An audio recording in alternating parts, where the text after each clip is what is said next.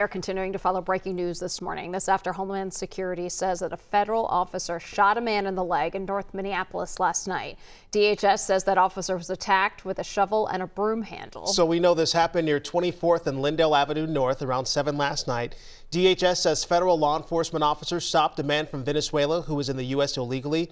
They say he drove off, crashed into a parked car and took off running.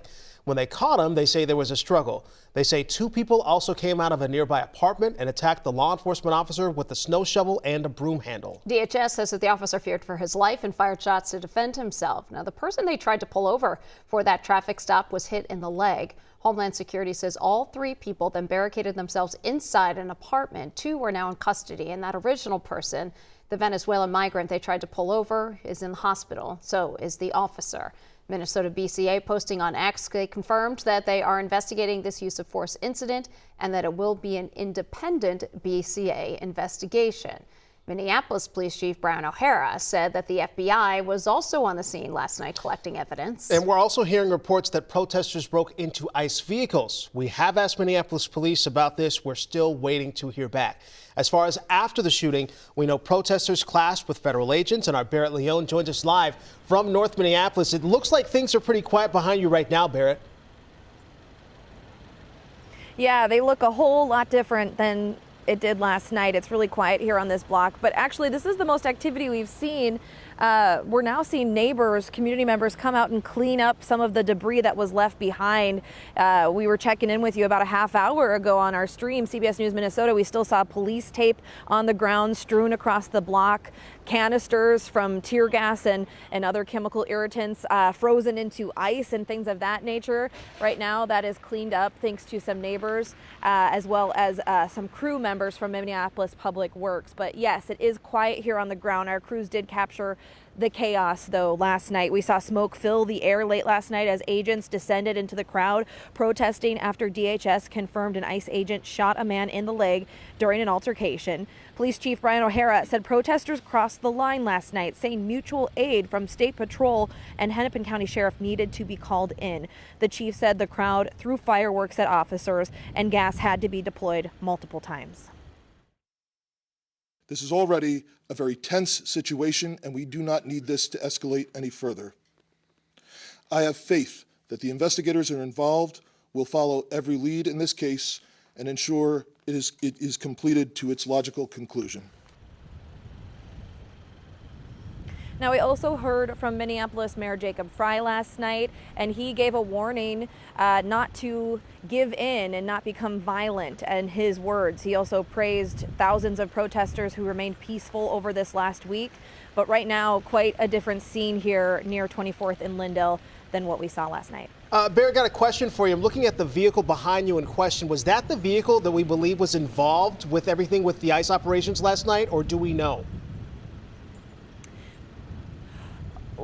Well, so our crews actually saw vehicles involved get towed away last night, but it does appear to be a little out of the ordinary, but we have not confirmed if it is involved in any way, but we know that we did see multiple vehicles towed last night. Our crews on scene said that. It's such an interesting juxtaposition. You see the school bus going behind too. Sure. I mean, you've got to remember it's a Thursday morning. Yes, absolutely. All right. Well, Barrett Leone live for us in North Minneapolis. We'll check back in with you a little bit later in the show. We do know that state and local leaders are once again expressing their concerns and outrage after last night's shooting. Now, as Barrett mentioned, the Minneapolis Mayor Jacob Frey and Police Chief O'Hara, they held a press conference following the shooting. The mayor once again calling for ICE to leave Minneapolis. He expressed concerns for the future as this ICE operation continues. There's still a lot that we don't know at this time, but what I can tell you for certain is that this is not sustainable. This is an impossible situation that our city is presently being put in. And at the same time, we are trying to find a way forward to keep people safe, to protect our neighbors, to maintain order. Around midnight, Governor Tim Walz wrote this on X. State investigators have been on the scene in North Minneapolis. I know you're angry. I'm angry. What Donald Trump wants is violence in the streets, but Minnesota will remain an island of decency, of justice, of community and peace. Don't give him what he wants, end quote.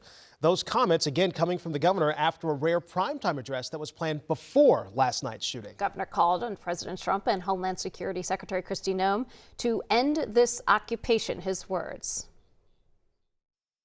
Let's be very, very clear. This long ago stopped being a matter of immigration enforcement.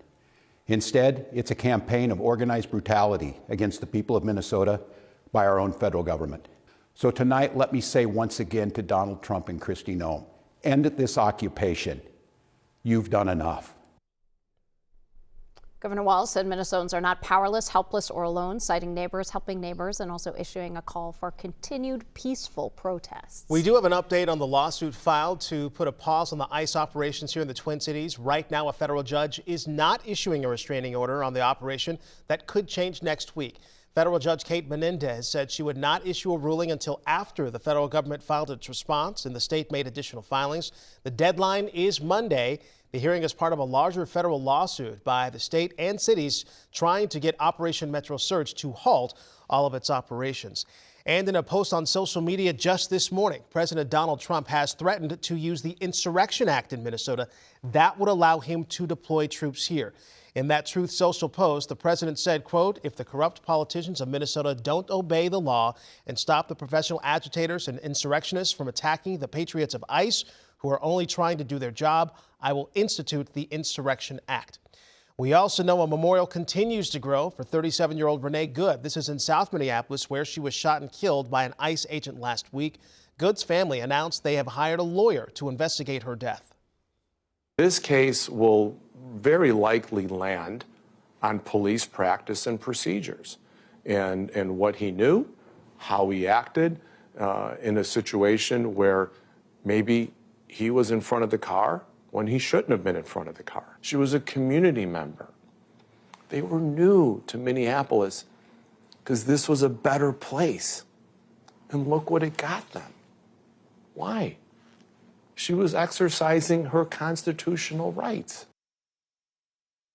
Enough is enough. Enough is enough. Renee should have been able to make it home to her 6-year-old son.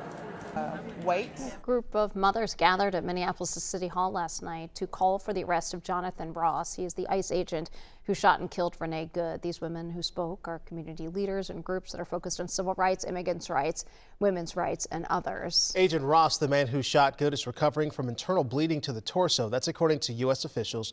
And according to DHS Secretary Kristi Noem, Ross was hospitalized last week after Good hit him with her car.